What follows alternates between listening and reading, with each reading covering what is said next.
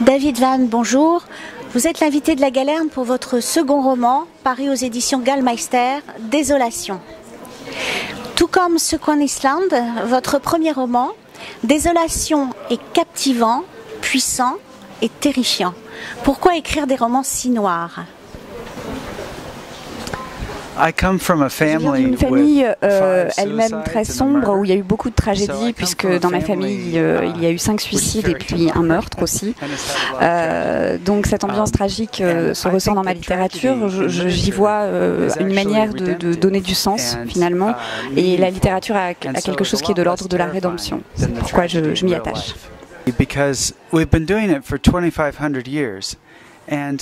D'autre part, la tragédie existe depuis des millénaires et on voit bien qu'à travers elle, à travers les situations de tension que ça génère, il y a toujours ce moment où tout explose finalement et où les personnages sont confrontés à ce qu'ils sont, où ils découvrent un peu qui ils sont, quelle est leur vraie nature, s'ils sont fondamentalement bons ou mauvais. Donc je pense que la tragédie a quelque chose de vraiment nécessaire dans la manière dont elle nous éclaire finalement sur nous. Les personnages de Désolation, et principalement le couple formé par Irène et Gary, sont des êtres confrontés à la solitude, déçus par leur existence, en manque d'amour. Ce sont des thèmes récurrents dans vos romans. Votre roman est cependant éclairé par le personnage de Rhoda, et peut-on y voir une lueur d'espoir ? Mes romans sont vraiment tournés autour de l'idée de ce qui se lègue, de l'héritage en fait, des choses qui se transmettent au sein d'une même famille. Irène est donc le personnage principal de mon roman Désolation. Elle a dû faire face au suicide de sa propre mère.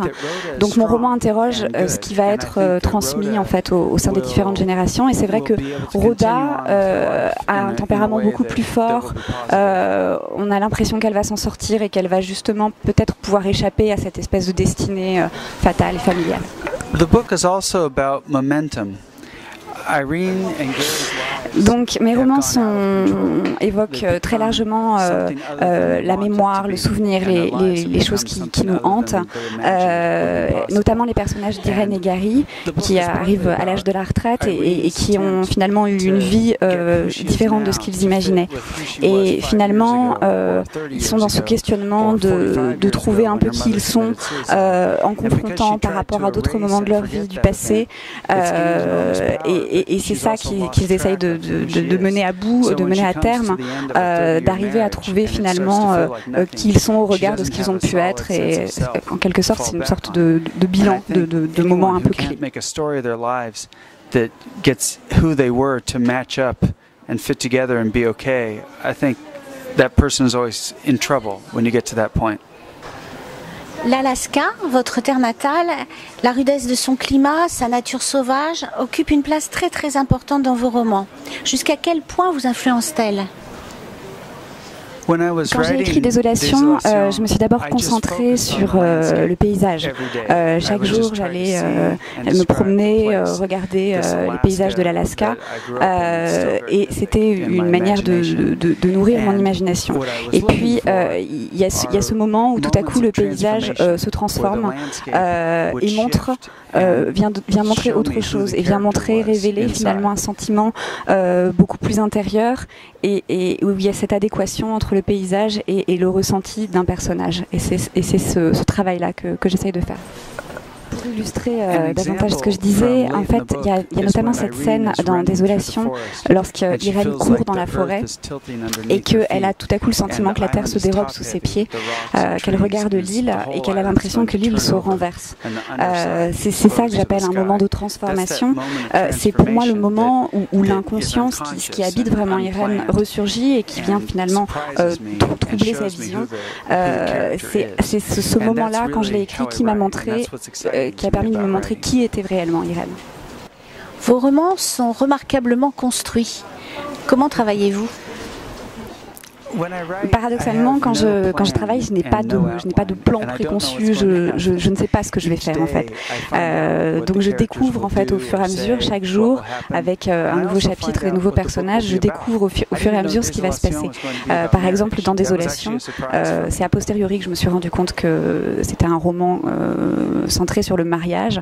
C'était pas du tout une volonté de ma part à l'initiale. Désolation is published almost exactly the same as it was on the day that I pour ainsi dire, pas été révisé, c'est-à-dire qu'il n'y a pas eu de retravail. Il a été publié exactement comme je l'avais écrit au début, et ça a été vraiment une surprise pour moi, parce que une bonne surprise.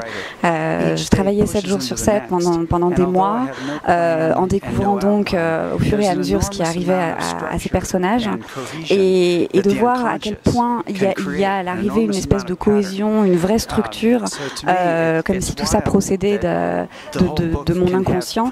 C'est quelque chose d'incroyable et une grande satisfaction de me rendre compte finalement que, alors que je ne savais pas où j'allais, il y a dès le début des espèces de prémonitions, des indices qui annoncent déjà la suite. Donc je suis vraiment très heureux que ce roman ait conservé sa forme initiale, vraiment très heureux de le voir publié ainsi, comme un seul morceau très cohérent. Vous écrivez, vous lisez aussi. Est-ce qu'il y a un auteur que vous aimez ou un livre que vous aimez, que vous souhaitez partager avec vos lecteurs? J'aime beaucoup écrire sur les paysages, les voir, mais j'aime aussi les lire.